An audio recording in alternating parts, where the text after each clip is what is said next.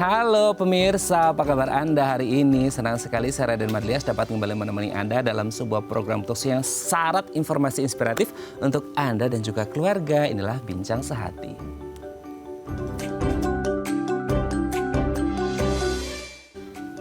Ya pemirsa, hari ini tanggal 21 Maret diperingati sebagai Hari Down Syndrome sedunia. Kita tahu Down Syndrome ini adalah gangguan pertumbuhan anak, baik fisik maupun mental. Nah, apakah bisa dideteksi dari dini, dari kehamilan? Inilah topik yang akan kita bahas hari ini, yaitu deteksi Down Syndrome dari kehamilan. Namun sebelumnya kita akan membahas terlebih dahulu nih beberapa gimana sih caranya untuk menjaga kesehatan mental anak berkebutuhan khusus selama pandemi. Kita lihat yang pertama, luangkan waktu berkualitas dengan anak. Ini menjadi sangat penting. Entah itu, ya sekarang banyak ya orang tua yang berkarir gitu ya. Entah sekarang WFO atau WFH, penting bagi kita untuk meluangkan waktu yang berkualitas kepada anak.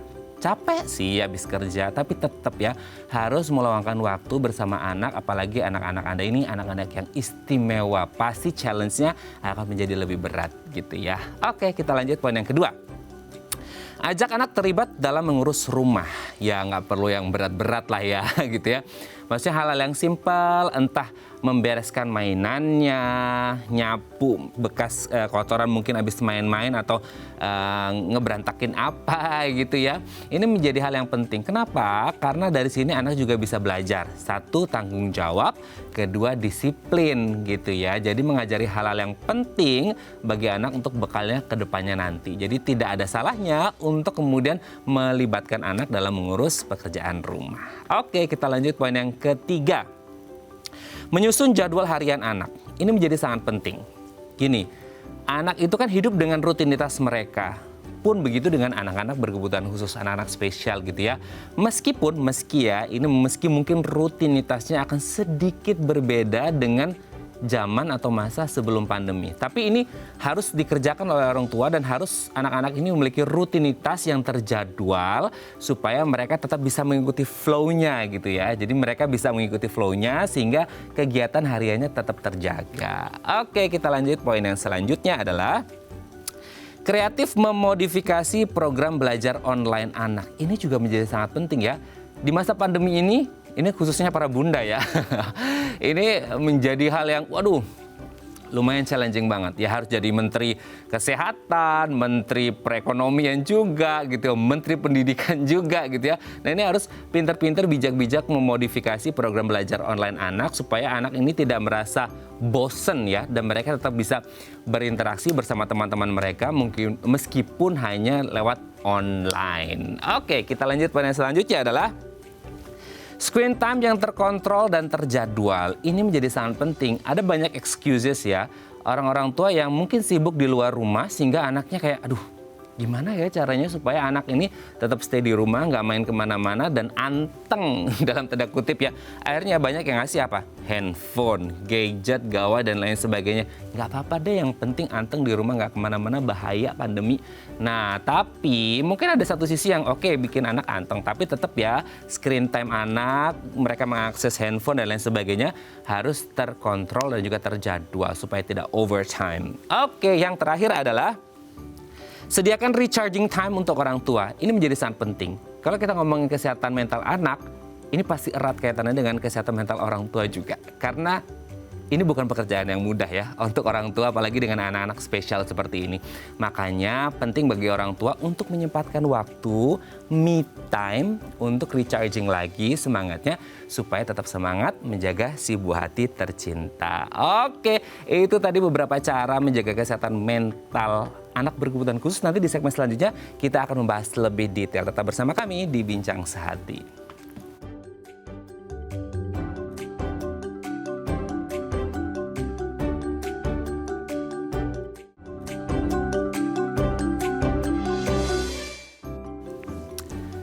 Baik, Anda masih bersama kami di Bincang Sehati. Di segmen kali ini kita akan membahas, memang kalau kita ngomongin kesehatan mental, ini berlaku bagi siapa saja di pandemi ini menjadi challenge ya. Pasti stresornya banyak banget gitu ya.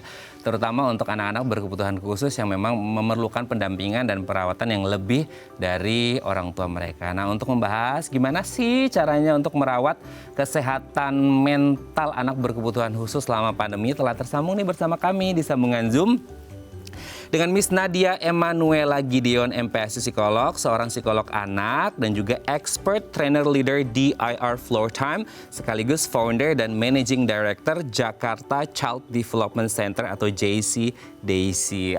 Oke, selamat pagi Miss Nadia, apa kabar? Selamat pagi, Pak. Kabar baik ya, sehat selalu ya.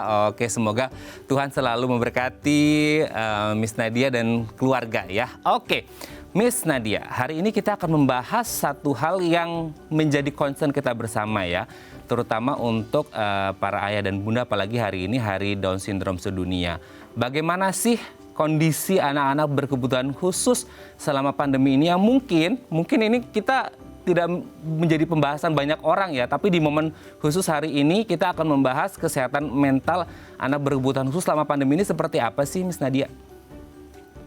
Ya, nah ini sebenarnya adalah topik yang sangat menarik ya, Pak ya. Jadi banyak sekali yang orang tua yang kebingungan, tapi ada juga yang merasa kayak, kesempatan bagus nih anak di rumah aja gitu ya. Karena di luar mungkin lebih banyak tantangannya. Jadi dari beberapa hasil penelitian di hampir 3 tahun ini ya kita mengalami pandemi, itu banyak sekali variasi anak-anak dengan kebutuhan khusus yang memang lebih menantang gitu ya ketika memang ada perubahan, di mana biasanya mereka melakukan aktivitas ada jadwalnya, lalu sekarang mereka harus di rumah gitu ya. Untuk beberapa anak pasti akan ada tantangannya gitu. Kalau kembali lagi sebelumnya, untuk kita memahami apa itu kesehatan mental, itu yang pertama kita harus perhatikan dulu kondisi fisiknya, makannya, tidurnya, gitu, kesehatannya ya. Dengan kegiatan di rumah aja, beberapa anak jadi sulit untuk tidur karena kebutuhan bergerak mereka mungkin jadi lebih terbatas gitu ya. Mereka jadi punya banyak energi yang mereka belum sempat salurkan, di mana sebelumnya mungkin ada kegiatan-kegiatan yang mereka harus lakukan. Nah, sehingga waktu tidurnya terpengaruh begitu.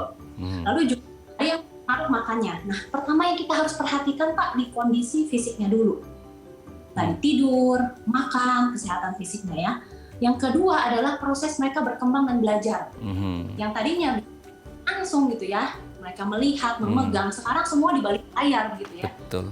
Mereka Zoom atau online gitu ya, itu juga adaptasi yang baru.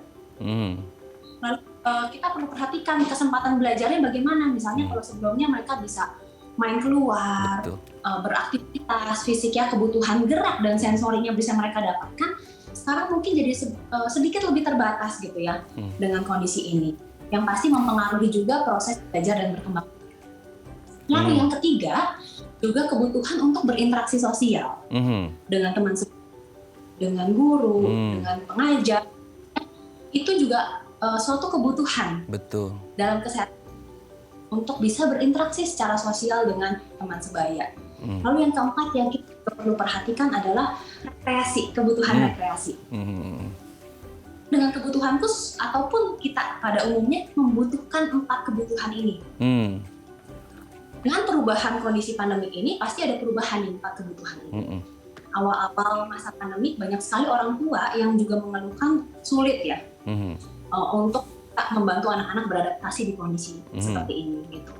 Tapi kalau kita memahami kebutuhan 4 ini dan apa poin intinya dan bagaimana kita bisa memfasilitasi mereka, menurut saya ini akan jadi kesempatan belajar yang bagus buat mereka. Oke. Jadi kalau dilihat ini menjadi kesempatan yang bagus, kita bisa do something better lah ya untuk anak-anak kita seperti itu. Nah, pertanyaannya gini, ini akan dengan kondisi segala macam kondisi ya, hiruk pikuknya pandemi gitu ya, Miss Nadia ya, ini akan berdampak secara langsung nggak sih baik jangka pendek maupun jangka panjang ke anak-anak istimewa ini? Ya, setiap perubahan pasti ada dampaknya ya.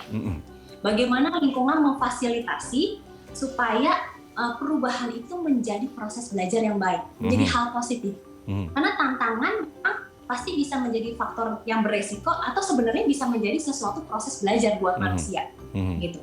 Kalau kita ini suatu yang berat, suatu yang sulit gitu ya, akan semakin sulit buat pendamping atau orang tua mendampingi anak-anak ini berkembang. Tapi kalau kita lihat perubahan ini sebagai suatu kesempatan belajar, mereka menjadi anak-anak atau individu yang lebih tangguh, lebih kuat, lebih belajar untuk beradaptasi dalam kondisi-kondisi nanti perubahan-perubahan selanjutnya. Menurut saya ini kesempatan yang bagus untuk orang tua memfasilitasi, asal tahu ya tipsnya atau bagaimana menghadapinya gitu. Nah, ini kan asal tahu. Nah, asal tahu ini kan berarti ada sesuatu yang menjadi question mark ya, Mister Dia, menjadi tanda tanya gitu. Tanda tanyanya apa? Asal tahu kesulitannya anak gitu kan. Anaknya ini ada kesulitan apa selama masa pandemi gitu. Nah, pertanyaannya kesulitan apa sih? Atau apa ada kesulitan gitu yang dialami oleh anak-anak berkebutuhan khusus? Dan kalaupun ada, biasanya di apa yang mayoritas atau dominan terjadi gitu, Miss Nadia?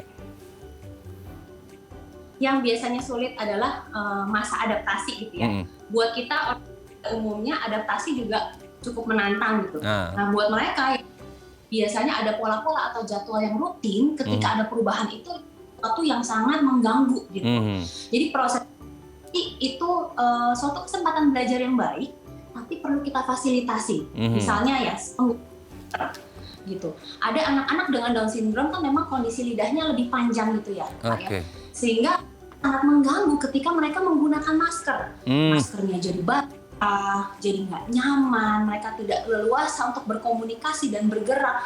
Lalu air liurnya mengenai mukanya, itu sesuatu yang tidak nyaman dengan kebutuhan. Ketika kita tahu fasilitasi, karena kita tahu dulu nih di awal, profil anak kita seperti apa, lalu kita fasilitasi, menyiapkan masker lebih banyak di tas ketika keluar dari rumah. Lalu membantu menyiapkan juga alat-alat bantu lain ketika misalnya mereka perlu mengelap atau membersihkan muka atau wajahnya ketika menggunakan masker. Ada anak-anak yang sulit ingin selalu melepaskan maskernya. Ada orang tua yang mana nih Miss, coba kita kasih ikan, sekarang banyak banget nih teknologi yang semakin berkembang di masa pandemik sehingga juga iketan yang di belakang untuk maskernya. Coba gambar yang lucu buat maskernya yang anaknya suka gitu ya. Jadi kita yang pertama sebelum kita memfasilitasi, kita tahu dulu nih profil anaknya seperti apa. Oke, jadi tahu profilnya anak seperti apa supaya tahu treatment yang pasnya seperti apa gitu ya. Nah, pertanyaan selanjutnya, ini kan banyak orang tua yang mungkin masih kaget ya, karena semua orang juga kaget di masa pandemi. Apa sih yang harus diperhatikan atau dipersiapkan oleh orang tua dengan anak-anak berkebutuhan khusus nih, Miss? Tadi perubahan tadi mempengaruhi tadi kesehatan mental pastinya. Tadi pada umumnya juga ya, Pak ya, jadi kesulitan ya, kebutuhan rekreasi jadi sulit gitu ya. Banyak bilang, aduh aku butuh healing gitu di masa sekarang. Gitu. Betul. Kebutuhan tadi itu yang harus dan wajib kita perhatikan. Jadi yang pertama fisik, apakah jadwal atur? Jadwalnya seperti apa? Ada perubahan nggak di masa pandemi? Oh misalnya anaknya jadi lebih sulit tidur, lebih malam. Terus bangunnya jadi lebih siang seperti itu ya. Nah berarti kan ada perubahan nih di fisiknya. Kita perlu fasilitasi. Misalnya kenapa tidur misalnya, kebutuhan geraknya ada kaitannya dengan proses belajarnya. Itu terpengaruh, dia masih ada energi atau kebutuhan untuk ingin explore dan belajar itu belum tersalurkan gitu. Berikan fasilitasi kebutuhan geraknya. Dengan mungkin yang walaupun di rumah tetap bisa tuh sebenarnya rumah dijadikan proses fasilitas untuk belajar buat anak. Misalnya mereka manjat-manjat ke playground atau mereka bisa main ayunan, kita bisa pakai misalnya keranjang rumah, kita dorong-dorong anaknya jadi sensasi yang sama gitu. Ajak mereka untuk beraktivitas rumah, misalnya libatkan dalam aktivitas menjemur, mencuci pakaian, masak, itu aktivitas belajar dan yang menyenangkan. Lalu juga tadi misalnya untuk yang fisik, tidurnya kalau gitu saya masuk ke kamar lebih awal, berikan sensasi lebih rileks, gitu ya. Misalnya ada anak-anak dengan dekapan, ada anak-anak dengan suara yang musik gitu ya, jadi kita berikan fasilitas itu. Lalu bangunkan sesuai dengan waktunya, itu yang pertama kalau fisik. Lalu yang kedua kondisi belajar tadi, dia butuh bergerak, dia butuh nih memegang, dia kalau belajar nggak melihat layar, harus melakukan sesuatu. Fasilitasi di apa yang dilakukan di sesi online dibuatkan juga di rumah sehingga anak itu seperti belajar real. Oke. Kesempatan belajar berkembang, beraktivitas. Anak ini butuh pelompat misalnya. Oke, dia bisa siap untuk melompat di rumah, misalnya lempar tangkap bola gitu ya. Melompat juga ke beberapa kardus sepatu misalnya dibuat seperti permainan, itu juga tetap bisa dilakukan. Lalu yang misi berinteraksi sosial tadi, kebutuhan itu. Nah, itu bisa difasilitasi dengan sekarang zaman yang semakin canggih, ada Zoom, ada video call gitu ya. Luangkan waktu untuk mereka bisa video call dengan teman-temannya yang biasanya mereka temui, atau video call dengan orang-orang yang biasanya mereka temui gitu. Atau dengan keluarga. Lalu kreasi apa nih yang anaknya suka. Nah, Pak, saya juga pengen sharing sedikit. Ada satu klien saya yang sangat suka aktivitas di salah satu mall. Itu yang mainan, tempat bermainannya itu ada yang injek-injek kaki gitu loh. Oke. Iya. Misalnya waktu di awal-awal pandemi, terus anak-anak yang belum vaksin misalnya belum boleh untuk masuk gitu ya. Akhirnya gimana? Kita bisa bermain orang tua dengan anak, melakukan aktivitas itu, dipasang musiknya, kita berjoget sama-sama. Anaknya juga mendapatkan kebutuhan rekreasi gitu. Jadi diperhatikan 4 kebutuhan ini, yang tadi fisik, berkembang dan belajar, interaksi sosial, dan juga rekreasinya. Oke, terakhir Miss Nadia ya, terakhir. Apa yang ingin disampaikan ke orang tua yang masih struggle berjuang bersama anak-anak spesial mereka di hari spesial ini, supaya tetap semangat gitu, Miss? Kalau yang menurut saya yang paling penting adalah ketika kita ingin mendampingi anak dan membantu mereka berkembang untuk optimal, orang tua perlu memperhatikan kesehatan mental dirinya sendiri dulu. Dan suatu keegoisan atau suatu kesalahan ketika kita juga memperhatikan 4 hal tadi, bukan kita, tapi kita juga. Kita makan teratur nggak? Kita fokus untuk makanan mereka sehingga kita lupa untuk makan. Kita fokus untuk menyiapkan tidur mereka sehingga kita kurang tidur misalnya. Tapi kan hal-hal itu untuk diri kita juga sendiri. Itu sangat penting. Makanya saya suka banget tuh contoh di pesawat ketika orang tua harus memakai pelampung dulu atau pakai masker dulu baru bisa memakai. Karena ketika kondisi mental orang tuanya dalam keadaan bahagia, itu akan sangat-sangat dibutuhkan dalam semua hal yang tadi 4 kita bahas, memfasilitasi ini anaknya. Kita yang punya dapatkan nih di setiap momen atau perubahan-perubahan, itu sebenarnya kesempatan bagus atau belajar buat berkembang.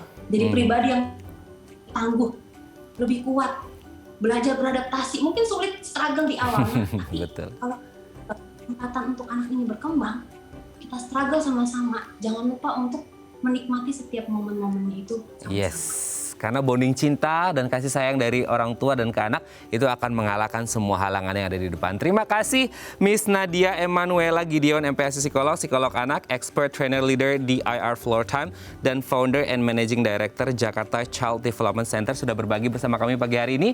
Sehat selalu untuk Miss Nadia dan juga keluarga. Selamat pagi, terima kasih Miss. Baik, pemirsa, selanjutnya kita akan membahas tema kita hari ini. Kami akan kembali saat lagi, tetap bersama kami di Bincang Sehati.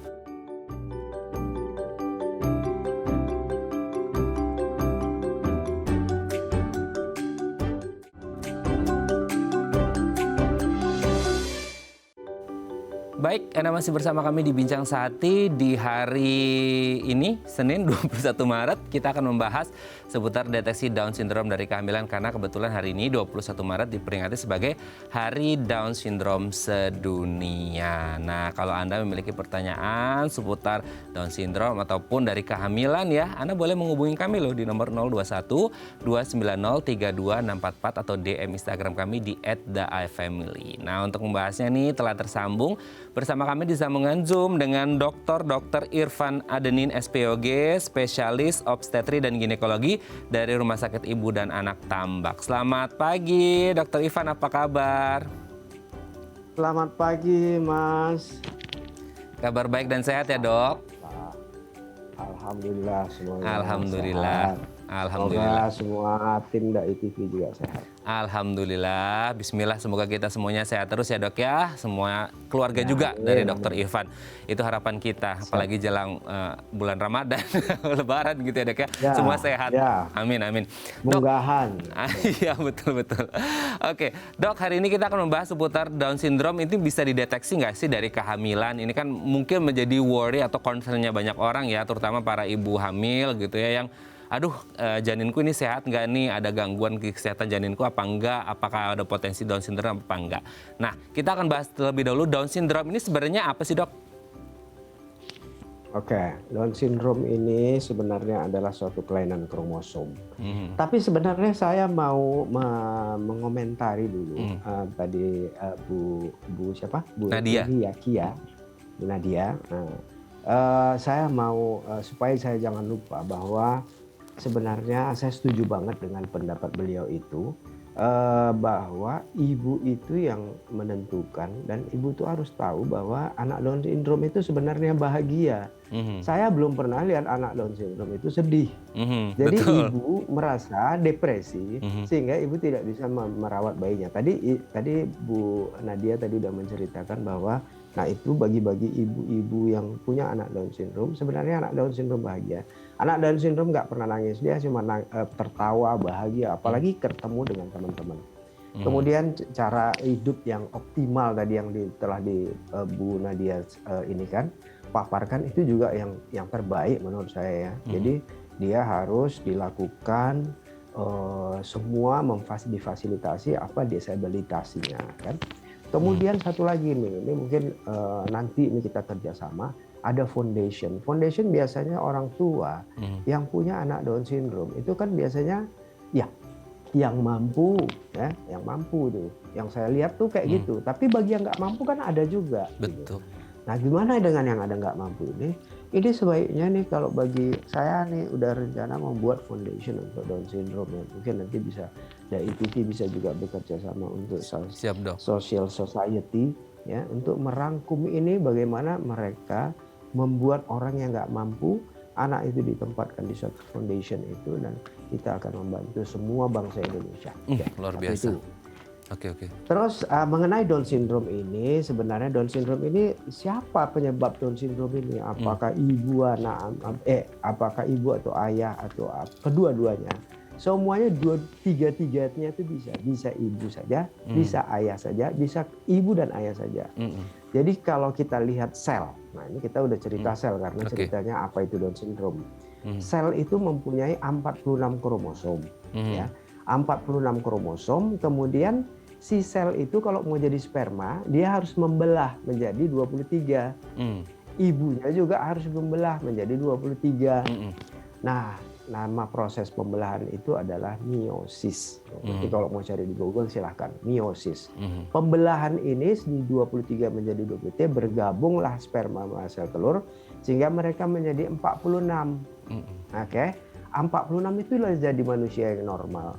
Tapi pada Down syndrome ini proses pembelahannya ini si bapak kah atau si ibu kah atau dua-duanya kah, dia membelahnya tidak sempurna. Yang harusnya 46 menjadi sperma jadi 23, dia menjadi 24. Nah, atau si sel telur membelahnya menjadi sel telur yang untuk siap dibuahi dari 46 menjadi 23, dia jadi 47. Jadi kalau digabungkan 23 yang misalnya bapaknya normal 23, si ibunya memberikan 24. Sorry, bukan 27 tadi. 24. Jadi jumlahnya totalnya jadi 47. Nah itu makanya dibilang tri. Nah, kan namanya trisomi 21. Tri itu kenapa? Karena dalam nomor urutan, jadi kromosomnya ada 46. Di setiap kromosom itu bentuknya berbeda. Dia berpasang-pasangan. Kromosom 1 berpasangan, kromosom 2 berpasangan. Di kromosom di nomor 23, karena semua total kromosom kan 27 pasang. 27 pasang berarti 46 kromosom. Di nomor 21 dia 3. Jadi trisomi namanya. Nah begitu dia jadi trisomi, barulah pembentukan macam-macam pembentukan dari kepala, dari jantung, dari liver, semua organ-organ tubuh ngaco semua. Nah inilah yang menjadi Down syndrome. Itulah asal mulanya Down syndrome. Nah, Oke. siapa nih yang biasanya terjadi kok gagal gitu, pemisahnya kok gagal, siapa yang mempengaruhi kegagalan pemisahan?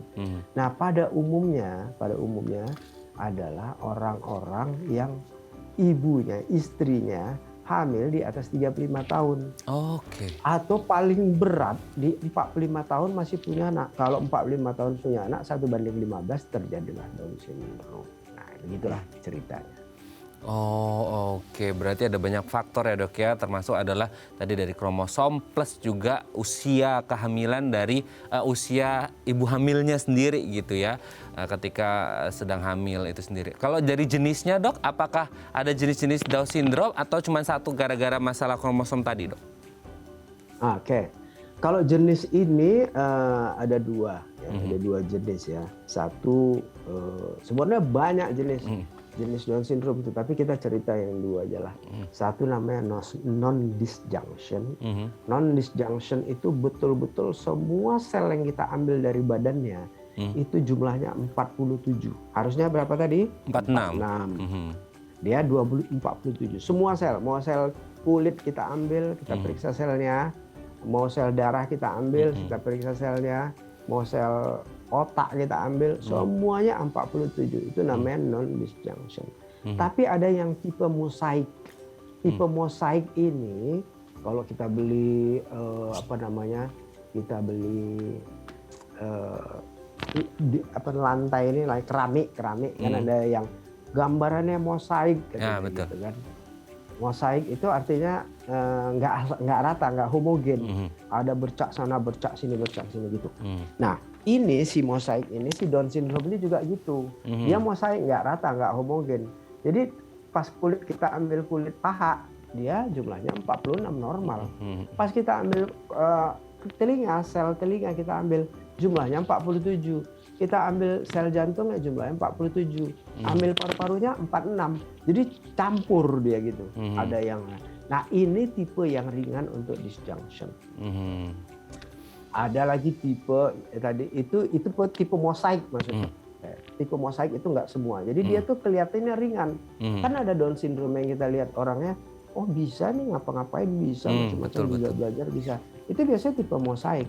Tapi kalau misalnya tipe non-disjunction biasanya lebih berat. Gitu. Nah, ada satu lagi tipe namanya Robertsonian translocation. Nah itu lebih berat lagi karena si bapak itu punya atau si ibu itu punya udah bawaan dia.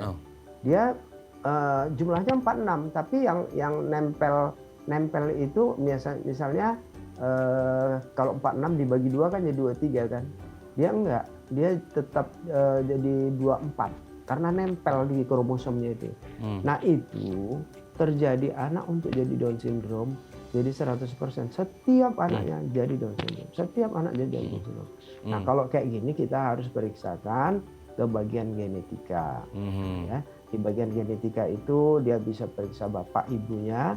Apakah tipe sel daripada bapak atau ibunya itu ada yang translocation, Robertsonian namanya. Tapi itu jarang banget terjadi. Tapi ini sekadar hanya untuk informasi aja. Oke, jadi itu 3 tipe yang mungkin sering ditemui, meskipun yang ketiga tadi ya itu jarang banget kasusnya ya dok ya. Oke dok, nanti kita di segmen selanjutnya ini penjabarannya sangat luar biasa nih dari Dr. Irfan ya. Wah ini sangat detail sekali. Nanti kita di segmen selanjutnya akan bahas dengan kondisi seperti ini sebenarnya bisa dideteksi nggak sih ketika si ibu ini lagi hamil, janinnya bisa dideteksi mengalami Down syndrome atau tidak. Nanti akan kita bahas di segmen selanjutnya. Kami akan kembali saat lagi, tetap bersama kami di Bincang Sehati.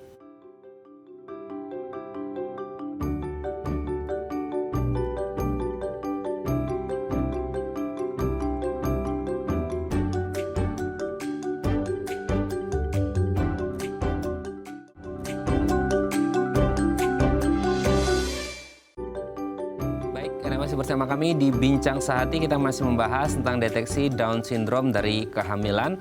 Kalau Anda memiliki pertanyaan seputar Down Syndrome, apalagi masa kehamilan atau Anda lagi hamil gitu ya, Anda boleh menghubungi kami di nomor 021 290 3244 atau DM Instagram kami di @daifamily. Kalau mungkin Anda lagi mau program hamil gitu ya, apa aja yang harus dipersiapkan, Anda punya undang-undang pertanyaan, boleh menghubungi kami. Kebetulan kita lagi ngobrol sama Dr. Irfan. Kita lanjut lagi ya dok ya. Dok, tadi kan sempat aku mau tanya nih, sebenarnya Down Syndrome ini bisa nggak sih dideteksi sedari hamil dok? Oke, terima kasih. Suara saya kedengaran ya? Jelas dok. Jadi penanganan Down Syndrome ini ada namanya non-invasif dan invasif. Non-invasif itu artinya tidak mencederai ibu. Sedangkan invasif itu mencederai ibu dan punya komplikasi. Nah, non-invasif ini kita bisa juga lihat sesuai dengan usia kehamilan ibu. Pada usia kehamilan ibu yang trimester pertama, yaitu 11 sampai 14 minggu, kita bisa melihat pada USG di belakang leher bayi itu ada ketebalan kulit di belakang leher bayi. Kalau di belakangnya lewat dari 3 mili, kita harus mencurigai suatu Down syndrome. Ada normogramnya. Normogramnya itu besarnya ketebalannya misalnya 3, 4, 5. Sesuai dengan umur juga. Umur 25 tahun, 35 tahun, 45 tahun itu berbeda. Kalau umur 45 tahun dengan ketebalan 5 mili ya di belakang leher, karena bayi masih kecil kan, masih umur 11 sampai 14 minggu. Jadi kalau ketebalannya sampai 5 mili dengan umur 45 tahun, hampir 100% itu ada kelainan kromosomal. Dia bukan Down syndrome aja, bisa dia trisomi 21, bisa trisomi 18, bisa trisomi 13. Nah, bisa Turner. Nah, jadi kalau kita mau melihat ke arah Down syndrome aja ceritanya ini ya, kita melihat di non-invasif, kita tidak melakukan tindakan apa-apa yang tidak berbahaya pada ibu, kita lihat aja itu. Nah, tapi berapa ketepatannya? Itu tadi normogram itu kita lihat. Nah, terus kemudian kita bisa juga pemeriksaan darah ibu. Nah, kalau darah ibu kita periksa kan nggak berbahaya kan? Kan bayinya nggak diapa-apain. Nah, itu masih termasuk non-invasif. Namanya cell free DNA screening atau NIPT, non-invasive detection of pregnancy test gitu, NIPT, non-invasive. Jadi kita ambil darah ibunya itu, darah ibunya kita ambil, kemudian kita lakukan pemeriksaan. Ya. Pemeriksaan ini biasanya aman lah, itu dia tidak kena bayi pada awal-awal kehamilan juga kita ambil, nggak boleh lewat dari 18 minggu kalau nggak salah saya. Batasnya 18 minggu, mulai dari 12 minggu sampai 18 minggu gitulah, sekitar segitu. Nah, kemudian kita masuk fase, itu kan fase non-invasif. Kalau non-invasif ya otomatis kan istilahnya ketepatannya kurang tepat juga ya. Cuman itu screening aja, screening. Misalnya kita mau lihat kan kemungkinan ibunya udah 35 tahun, kita non-invasif lah. Nah, tapi kalau kita mau melihat yang lebih tepat adalah kita lakukan invasif ya. Invasif itu ada juga macam-macam, ada trimester pertama, ada juga trimester kedua juga bisa kita lakukan. Saat trimester kedua itu trimester pertama itu 1/14, bagi 3 aja, 40 bagi 3 gitu ya. Jadi 1/14, 14/28 gitu ya. Jadi kalau invasif kita udah mulai mencederai nih. Kita ambil air ketuban. Air ketuban ibu dengan jarum. Kita masukkanlah itu pada usia 15 sampai 20 minggu. Air ketuban kita ambil 10 cc. Kita ambil 10 cc air ketuban, kita periksa nanti di dalam itu ada sel-selnya. Sel-sel yang dari kencing bayi itu kan, dia nempel itu. Itu sebenarnya dari saluran kencing itu ada sel di situ. Itu nanti kita biakkan, kita kultur. Sehingga kita dapat nanti kalau dia udah banyak, kita kira-kira sampai 200.000 sel, kita ambil 200.000 sel itu yang jadi bisa berkembang itu cuma 1 sampai 3 sel aja. Nah itu kita lihat. Nah begitu kita lihat pakai teropong mikroskop yang elektron ya, mikroskop yang canggih banget, kita bisa lihat sampai kromosomnya. Disitulah kita bisa deteksi. Oh iya, ini nomor 21 nempel 33 bersamaan. Nah itu namanya amniosintesis. Kemudian kita lakukan kalau dia lewat 20 minggu, bisa nggak? Agak susah kalau lewat 20 minggu karena sel-sel tadi yang ada di dalam air ketuban nggak mau berkembang, dia jarang berkembang. Jadi kita harus ambil langsung sel darah. Sel darah kita ambil, sel darah putih, kemudian itu kita ambil dari tali pusat. Nah ini rada-rada sulit nih. Kadang-kadang kita ngerjakan itu sampai sejam juga nggak dapat, susah lah. Tapi artinya ya angka keberhasilan kami kan satu tim ya untuk deteksi itu. Kira-kira 99% berhasil lah. Cuman waktunya aja yang kadang-kadang agak lama. Nah kita ambil darahnya, kemudian kita kultur juga selnya itu. Kita kultur, kita lihat pakai mikroskop yang besar. Kemudian kita lihat si kromosomnya. Ada nggak kromosom yang nempel 33 bergandengan? Kalau 3 itu baru ketepatannya 99,99%. Nah kalau udah kayak gitu, what next? Apa yang mau kita kasih? Apa bisa diobatin atau bisa digugurkan? Oh iya itu dok. Kalau masalah digugurkan, kita punya undang-undang kesehatan. Undang-undang kesehatan nggak mengena dia dengan Down syndrome digugurkan. Kenapa? Karena Down syndrome ini tidak menyebabkan meninggal semua, kecuali kalau yang berat sekali dengan komplikasi jantung dan segala macam sampai dia bengkak itu memang itu meninggal. Tapi kalau enggak, umumnya Down syndrome ini bisa survive. Kita lihat banyak bayi-bayi yang Down syndrome ya survive, tapi dengan disable. Nah ini kemudian kita tidak bisa. Kalau terus obat, apa yang bisa kita obatin ini orang Down syndrome? Saat ini belum, tapi penelitian ke arah situ sudah. Penelitian itu dengan melakukan stem cell. Nah ini stem cell ini mungkin udah pernah dengar nih ya. Yes. Sel punca.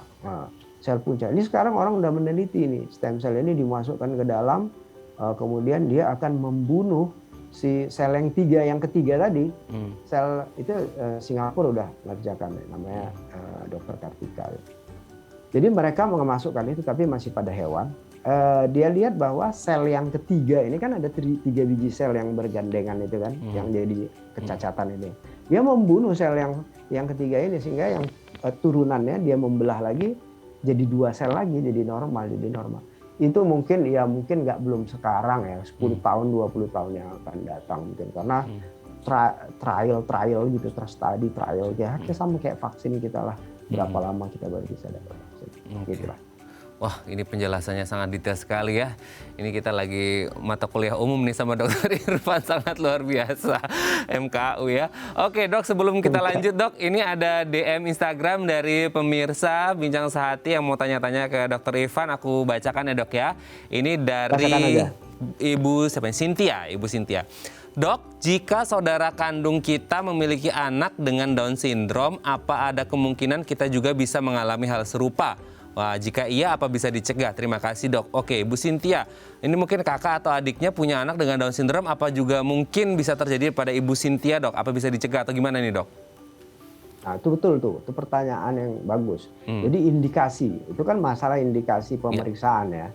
Kita kan nggak melakukan suatu tindakan screening untuk semua, karena kalau semua pemeriksaannya banyak banget, kita nggak akan mungkin itu. Kami di rumah sakit rujukan juga keterbatasan kekuatan kami. Kalau memang semua pasien harus kita rujuk dengan Down syndrome, wah mungkin kami nggak pulang-pulang itu. Setiap hari sampai tengah malam itu periksa semua pasien. Jadi ada indikasi-indikasi tertentu. Salah satunya ibu di atas 35 tahun. Kemudian ada saudara dari suami Down syndrome. Saudara istri Down syndrome, kemudian anak pertama Down syndrome. Nah inilah yang merupakan satu indikasi untuk dilakukan screening Down syndrome. Karena pemeriksaannya mahal juga. NIPT itu sekitar 6-8 juta. So kalau misalnya kita mau lakukan pemeriksaan yang tidak high risk kayak gitu ya, untuk apa? Buang-buang uang lah ya. Gitu. Jadi kalau misalnya dia ada satu dekat gitu dengan saudara ibu, saudara ayah, ada Down syndrome dan anak sebelumnya Down syndrome dan ibunya di atas 35 tahun, ya itulah satu kandidat untuk dilakukan pemeriksaan screening Down syndrome.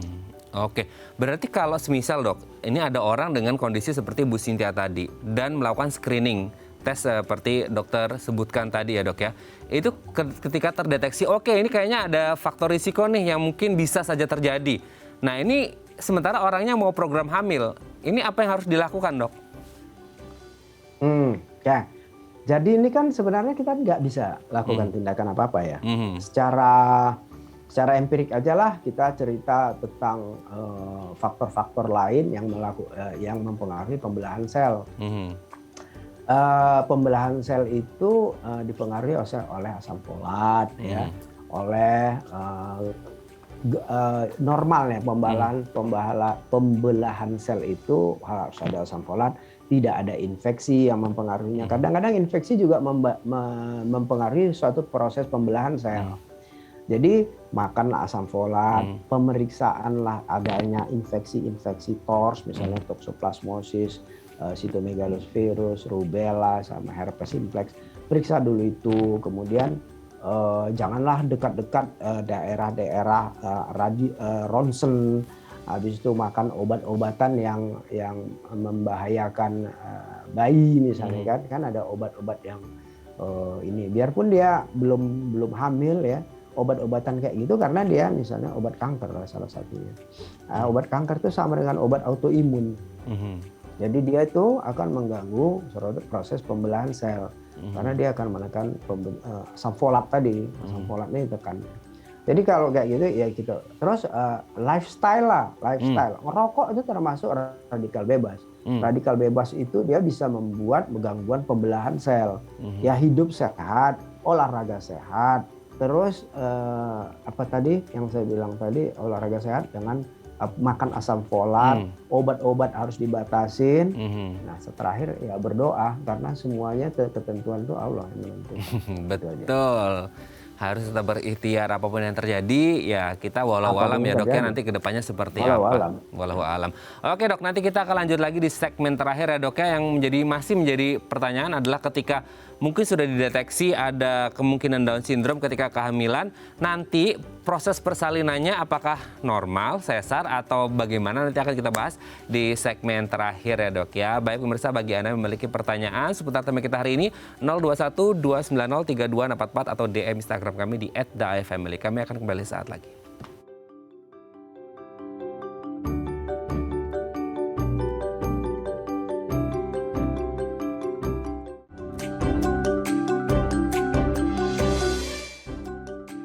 Baik, Anda masih bersama kami di Bincang Sehati. Kita masih membahas tentang deteksi Down syndrome dari kehamilan dalam rangka Hari Down syndrome sedunia yang jatuh pada hari ini 21 Maret. Kita masih bersama dengan Dr. Irfan Adenin SPOG, dokter spesialis obstetri dan ginekologi dari Rumah Sakit Ibu dan Anak Tambak. Dok, kita lanjut lagi dok. Kalau akhirnya screening tadi kan sudah dilakukan nih dan akhirnya terdeteksi ada kemungkinan Down syndrome. Nah kemudian hamil gitu ya dok ya, dan kemudian memang ya walau alam juga ya dok ya, ya nauzubillah sebenarnya jangan sampai terjadi, tapi akhirnya ketika pun akhirnya ada kasus orang hamil dan mengalami Down syndrome si janinnya, ini proses persalinannya apakah dirujuk ke satu prosedur tertentu atau bagaimana dok? Atau melihat kondisi si janinnya atau kesehatan ibunya atau bagaimana tuh dok? Nah, betul. Jadi itu semua tergantung kondisi. Karena Down syndrome ini kalau dia kromosom, nah ini mesti saya cerita dulu sedikit ya tentang gen dan kromosom. Gen itu adalah bagian dari kromosom. Jadi kalau kita pernah lihat DNA kan, ya, gambar DNA aja betul. ya. DNA itu adalah satu kumpulan ya, tali lah seperti tali yang mengelompok membentuk kromosom. Jadi DNA itu kecil banget. DNA itu 3 DNA itu namanya gen. Gen itu yang membuat sifat manusia. Sifat hidung bentuknya kayak mana itu tergantung DNA. DNA ini panjang banget. Kalau di satu kromosom itu diluruskan satu keliling bumi, jadi dia bisa satu keliling bumi. Begitulah panjangnya DNA itu dan kecilnya DNA itu. Nah, kalau misalnya DNA, kalau kromosom yang rusak artinya DNA-nya macam-macam bisa terjadi. apakah kejadian itu kritikal pada bayi baru lahir? Nah, itu kita harus koordinasi. Biasanya kita terintegrated ya, namanya congenital integrated management. Jadi seperti kayak kita diskusi. Jadi mulai dari apa Down syndrome bisa terjadi yang bahaya itu. Sumbat, saluran makanannya tuh sumbat. Jadi tembus makanannya masuk ke paru-paru. Nah, kalau kayak gitu mana bisa kita melahirkan di tempat-tempat rumah sakit rujukan pertama, Vaskes 1. Dia nggak punya fasilitas untuk dokter-dokter subspesialis, misalnya dokter respiro anak ya. Dokter respiro anak ini akan take over, akan mengantisipasi kalau ada terjadi seperti itu, dia akan menutup saluran nafasnya sesuai dengan jalurnya, jadi nggak masuk makanan ke saluran nafas. Nah, itu salah satu tempatnya. Kemudian kalau dia kelainan jantung pada janin, pada pada Down syndrome ini macam-macam bisa terjadi. Ada yang sirkulasinya berubah. Kalau kita biasanya sirkulasi dari jantung kanan paru masuk ke jantung kiri ke seluruh tubuh. Habis seluruh tubuh kasih makanan, habis itu kotorannya masuk jantung kanan, cuci lagi ke paru-paru ganti ke seluruh tubuh, ke jantung kiri, gitulah berputar. Jadi darah kotor dicuci di paru-paru, udah setelah cuci sebarkan lagi ke badan, habis badan cuci. Nah, tapi ini ada kelainan yang memang jarang sih pada Down syndrome. Dia nggak terbalik gitu. Pembuluh darahnya dari jantung kanan ke paru-paru, dari paru-paru ke jantung kanan lagi paru. Jadi akhirnya si darah itu kan nggak dicuci, nggak dibersihkan yang dari seluruh tubuh. Namanya transposisi great artery. Kalau ini nggak bisa kita lahirkan, even di daerah ataupun dengan cara normal, karena si dokter anak, jantung anak dan dokter bedah jantung anak sudah standby di saat saya melakukan tindakan seksual sesaria. Kalau saya melakukan tindakan seksual sesaria, kalau kasus-kasus seperti itu kita lahirkan, si bayi itu kan dia kita lihat langsung saturasinya, kadar oksigennya. Kalau dia memang terpisah seperti yang saya bilang tadi, dia tuh akan rendah saturasinya. Di situ dokter bedah anak udah langsung melakukan tindakan namanya membocorkan jantung, dibocorkan jantung. Baik. Jadi itu presisi banget dan timingnya harus pas. Jadi kalau misalnya lahir bayi, kalau orang lahir normal kan nggak tahu mau tengah malam ini orang belum siap sedia semua nggak sempat. Jadi kasus case by case kita lakukan per vaginam atau kita lakukan per operasi. Oke, baik, terima kasih Dokter Ivan, ini penjelasannya sangat luar biasa tapi waktu juga membatasi kita. Terima kasih Dok, semoga semua dari kita sehat dan ibu hamil juga anaknya sehat selalu. Terima kasih Dok, selamat pagi, assalamualaikum. Waalaikumsalam, terima kasih. Baik, pemirsa, saya Raden Badliah Samit, sampai jumpa dan selamat beraktivitas.